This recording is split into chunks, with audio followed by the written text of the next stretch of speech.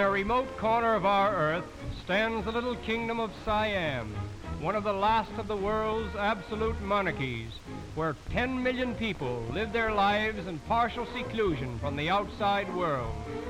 En route to Bangkok, the chief city of this ancient country, we pass a Chinese junk, which reminds us that most of the early settlers in Siam came from Mongolia, a province in China.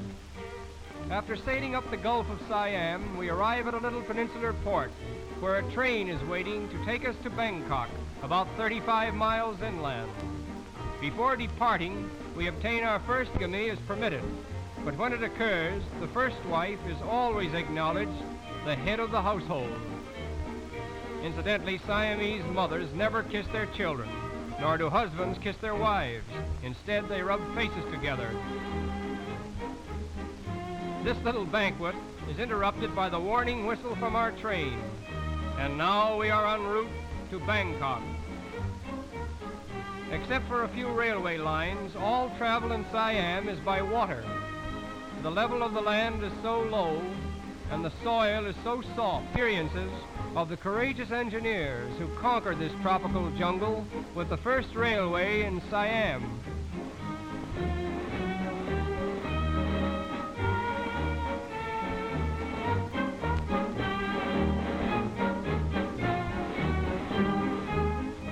The products of the soil consist of rice, sugarcane, coconuts, and all kinds of fruits, which are loaded in boats and paddled up to Bangkok along a whole network of rivers such as we see here. We arrive at Bangkok, the capital and chief city of Siam, covering more land area than any other city in the world except London. We are immediately educating and modernizing the rising generation of Siam. We are told that this king has 236 brothers and sisters. His father had. Siamese are an artistic people.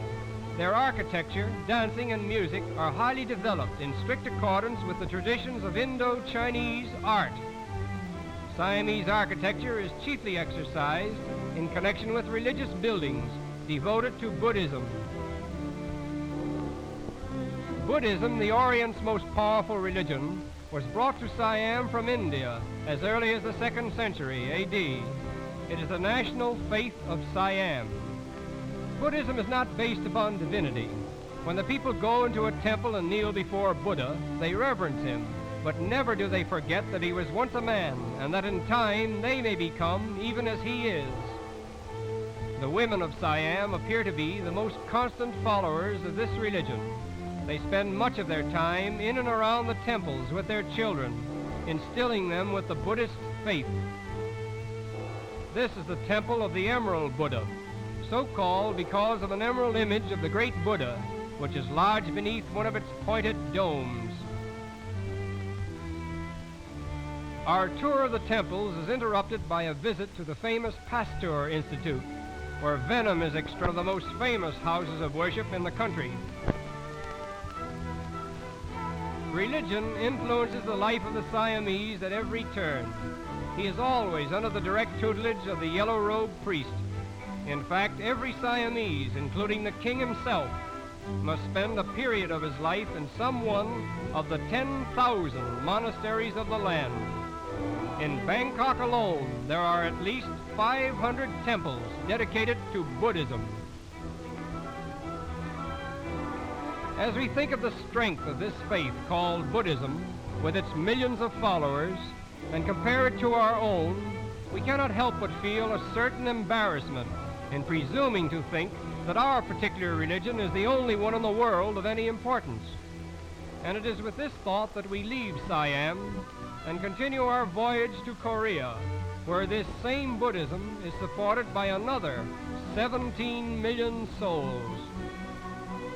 We arrive at the port of Seoul, the chief city, where the unofficial reception committee is composed of a rather curious gathering. All as anxious to see us as we are to see them. The white-robed gentleman with the funny hat is the main attraction. This fellow is a typical example of the native Korean.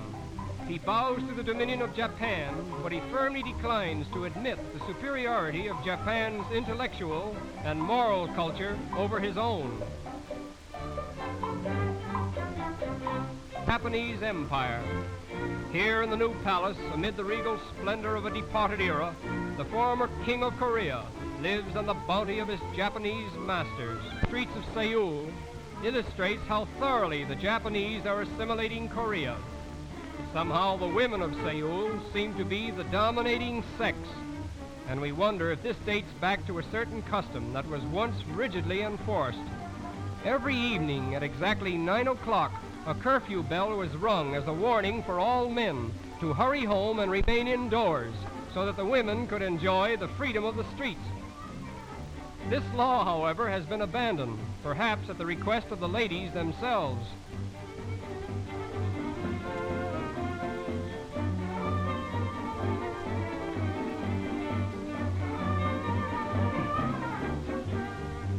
The children of Korea are particularly interesting. Almost from the time they are able to walk, they are obliged to care for their little brothers and sisters. The first thing inculcated in a Korean child's mind is respect for his father. In fact, the 4 dreadful things which a boy fears most are earthquake, wind, fire, and father. Playing dinner and imitating the ponderous etiquette of their elders is a favorite amusement.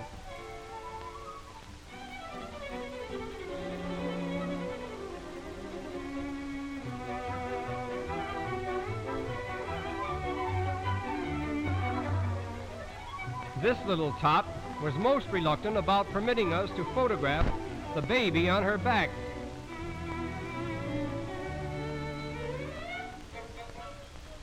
In an Oriental garden, we were afforded the special privilege of seeing a native dance, very much like those given by the geisha girls of Japan.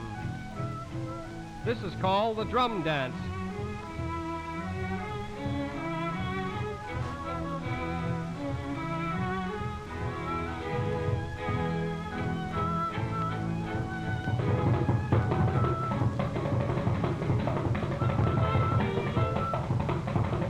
Whatever else we may have seen in Korea, we will never forget the gentlemen with the white robes and the horsehair hats, for they are Korea personified. And it is here that old Korea bows to us in gracious farewell.